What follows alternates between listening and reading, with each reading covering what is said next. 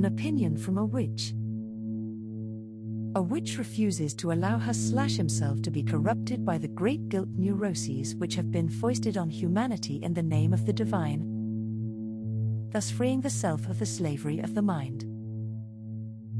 The witch expresses responsibility for her/his actions and accepts the consequences of them. Guilt is rejected as inhibiting to one's self-actualization and replaced by the efforts of the witch to obey the teachings of harmlessness, responsibility for the consequences of one's actions, and the goal of actualizing the full powers of the individual. We refuse to believe that a human being is born innately sinful and recognize the concepts of sin and guilt are tremendously inhibiting to the human potential.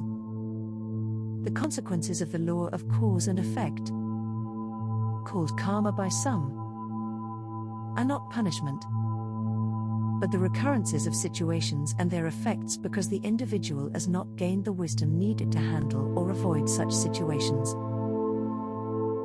There is no heaven except that which we ourselves make of our life on earth, and likewise there is no hell except the effects of our unwise actions. Death is not followed by punishment or reward,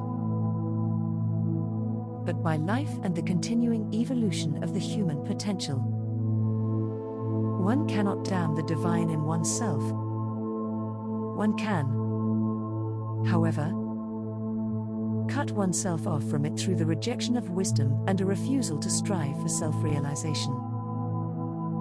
This cutting off does not lead to personal suffering in hell, for there is no self to suffer if the tie to one's own divinity has been severed. What remains is merely an empty shell, a personality or thought form devoid of its ensuing spark of the divine fire.